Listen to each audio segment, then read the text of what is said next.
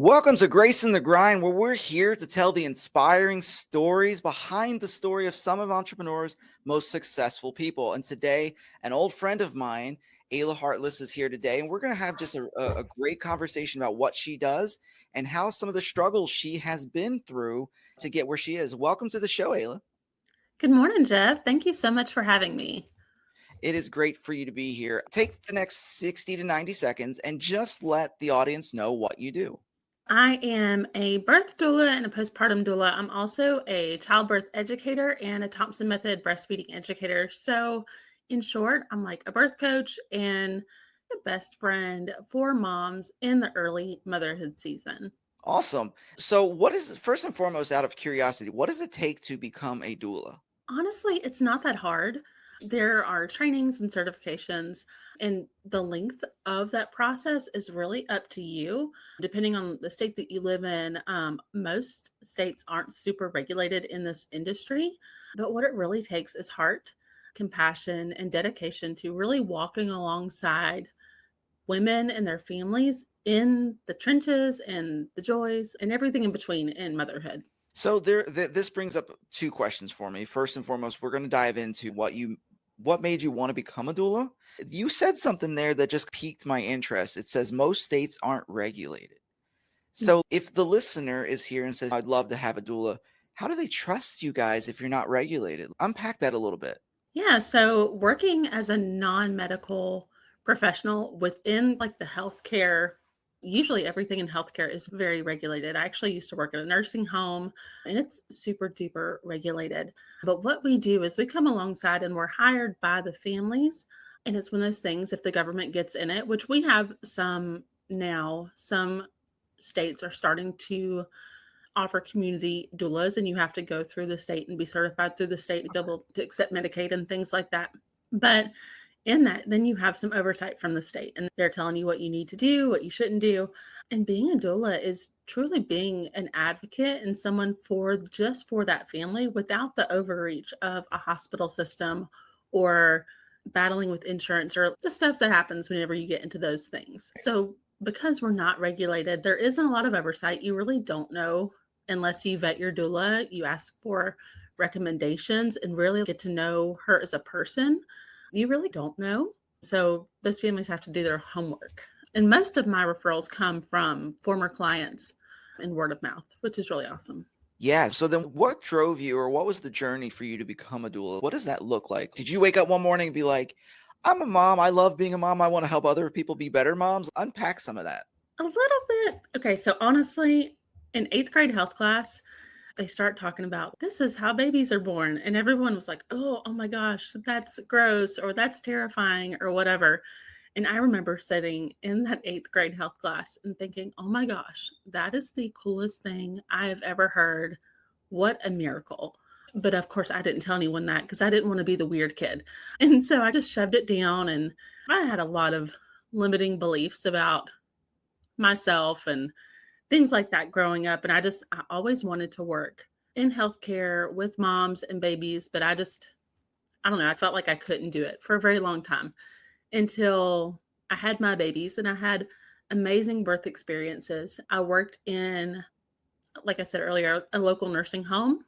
Mhm. And my job was basically to be an advocate for people within the nursing home system to really almost be like, we didn't call it that, but really to come alongside them and love on them and see them as whole people, help them navigate provider relationships and resident rights and all these things. And I loved it so much. And when I had my third baby in COVID in 2020, I've had good birth experiences overall. Mhm. But during one of my birth experiences with my second, one of the nurses said, thank you so much for letting us be part of your birth. We have never witnessed a woman just have her baby without assistance, trusting her body. And I thought, what a weird thing to be in healthcare and to be a labor and delivery nurse and not see like normal birth without interruptions and without medical intervention and complications. That's scary and sad to me. And so after 2020, when I had my third kid, I just really dove in and I got brave and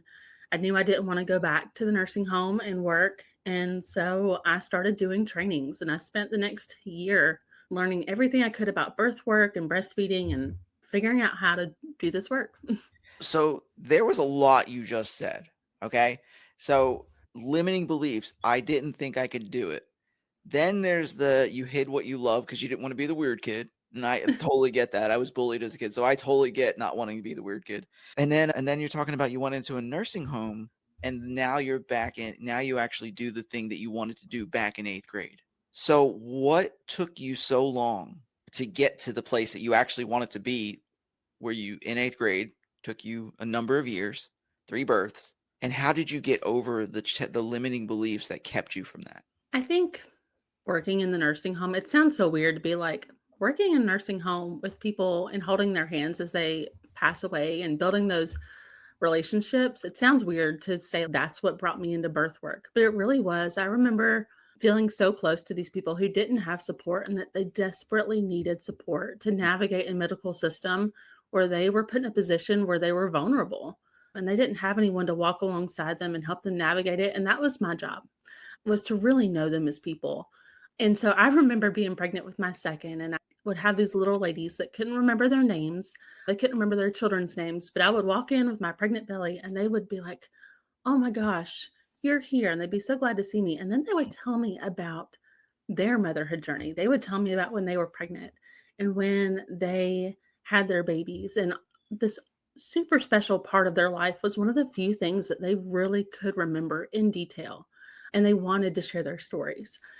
And so between that and my personal experiences, I was like, oh my gosh, like this is so important. Like Mhm. this season in our lives as women and as like men, as fathers, like it deserves attention and it deserves care and support. And so I think I finally just believed that I could do it. And I think I got upset enough with a system that was not listening to women and not honoring their choices, and a lot of the lies around birth that it has to be horrible and awful, and it doesn't. I've had beautiful birth experiences and I've helped other women have those experiences. And so I think I just got to a point where the fear of not doing what I'm supposed to do was bigger than the fear that it might not work out.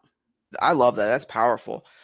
But it took you for so long. So where did that belief says I can't do this? Where did that come from? I think it probably childhood trauma, honestly. Just Okay. I was a kid that was too scared to talk to anyone. I remember my first grade teacher saying to my parents, "Oh, Ayla's such a good kid. Like she never talks.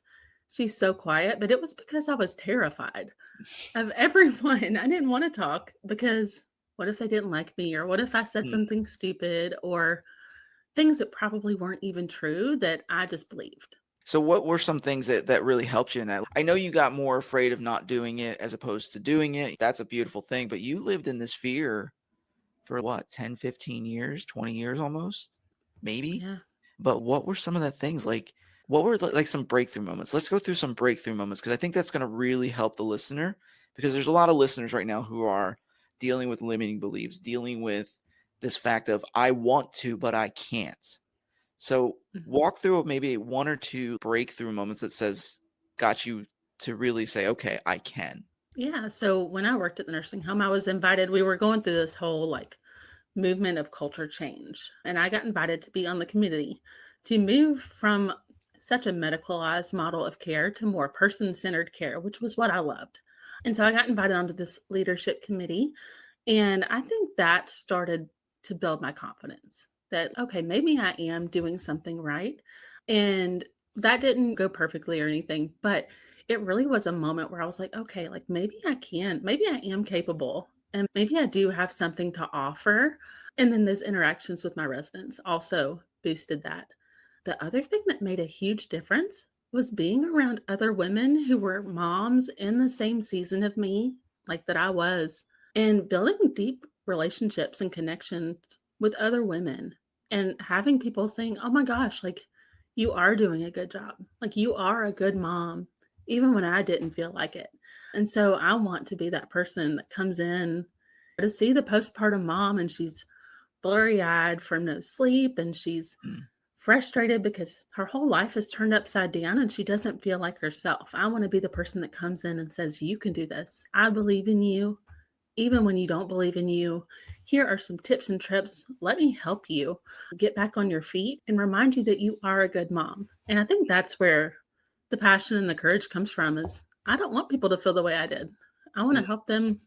I want to encourage them. I want them to feel like they're good moms. And yeah, man, that's awesome. So, what would you say to the listener that would help them collapse the time between when they feel like they're called to something and when they actually do it? If we were to say anything that collapsed that space of time, what would you say to them? Just do it. Be brave.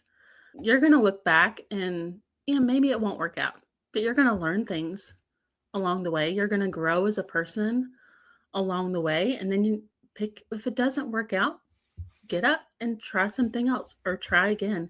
I've sat with a lot of people as they've passed away, and I've gotten to know a lot of people at the end of their lives.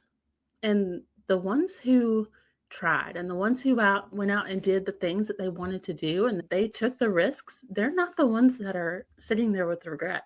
It was the people who didn't, who let life pass them by and who hoped for bigger things but didn't actually put any effort towards it.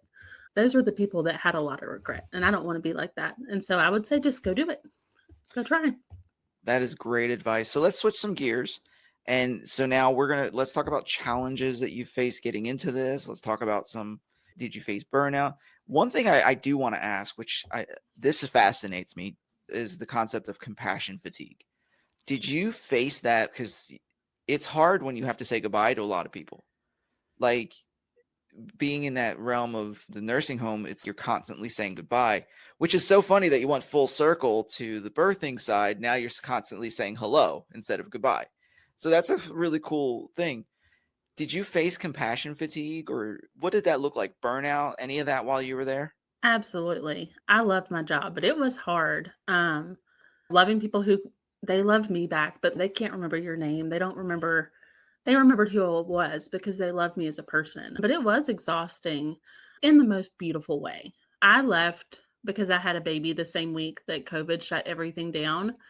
And I just didn't go back after COVID. And I have a lot of friends that worked in the nursing home. And I'm so grateful that the Lord pulled me out before I had to walk through that because it was really hard for those individuals. And I'm just grateful that He pulled me out when He did and He pointed me in a new direction.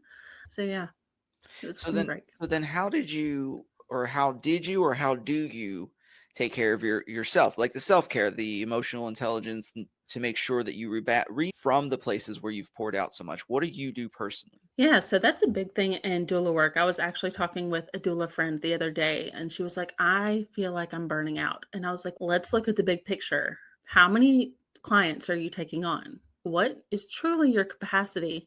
And then are you being fairly compensated? Or are you giving, because you love the work so much, are you giving away the work for free? Are you offering to do these births for free? Are you offering to do too much?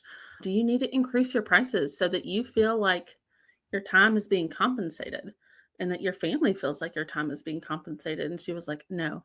And so that's where I start is I've tried to find mentorship from other people in the doula arena that are doing really well, that they're thriving, but because they have a good business model. My mom kept telling me in college, you need to take a business class. And I said, you're insane. I'm not doing that because I never want to have a business. Here I am. Listen to your mom, guys.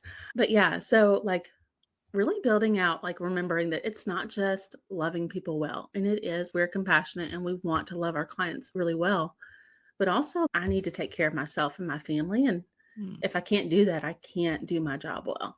So beyond the business model side, what do you look for in a good mentor? Because you mentioned mentorship with the doula. What are you looking for in a mentor? Just separate, a little bit separate from an actual good business model. Yeah, I look for someone that we have the same values. Faith is super important to me and it's super important in my business. So when I first got into doula work, I gravitated towards like the business side of the trainings, which was great. But then I found that it didn't have any spiritual support. We didn't agree on the fundamentals of life. So it was super challenging.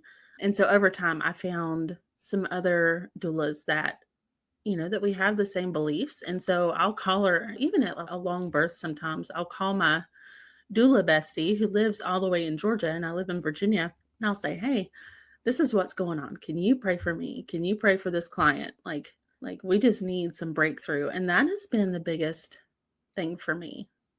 Mm. I like that term, doula bestie. I like that. Not heard that one. I need a business bestie, because if you can have a doula bestie, I can have a business bestie. So we got to create those. I So really think that's the key. yeah, it is. It really is. Relationships are super key. That's part of what I do in the business that I have, is all about building some things, relational, emotional intelligence around relationships, because you can't grow without relationships. So with that being said, I want to get into challenges. Like when you first started this, some of the challenges you faced, and then move into some of the challenges you came up against from people, from different things. So let's start with what were some of the challenges you faced when you first started this business? I think I just thought that, oh, I'm going to be a doula and I'm going to go to these births and I'm going to hold these mama's hands, or I'll go snuggle babies postpartum, and it's going to be so sweet. And it's going to be like so easy, and what a way to do life. And it is. But also there's a flip side, right? Like Hmm. I've been at births for up to 52 hours. And Wow. what? Yeah. So I'm all in, which is great for my clients. But what happens with my family? I have small kids. So what do they do? I have to have a plan in place. Who gets them to school? Who makes sure that the check goes in for their lunch money? Stuff, little small mom things that add up. And thankfully, I've had a support system come alongside me. But I know that figuring that out was a challenge, and it still is some days. And that's a big challenge for other doulas is we're on call all the time, and just figuring out how to navigate life and find the balance between work when you're on call 24/7. And so yeah, that was probably the first big challenge. Okay, so what were some of the tensions you faced? Did people accept you? Did you run into any like negative feedback? What were some of those challenges? So overall in my local community, I was pretty well accepted. I had a group of people cheering me on, which has been super awesome. One of the things that happened that I didn't expect was that doula work, it's kind of a controversial world if you're coming from a faith-based perspective like I am. And so I remember like I had posted on the like a group Facebook page that, hey, doula sisters, because most doulas are women, like we're walking along, it's women walking alongside women.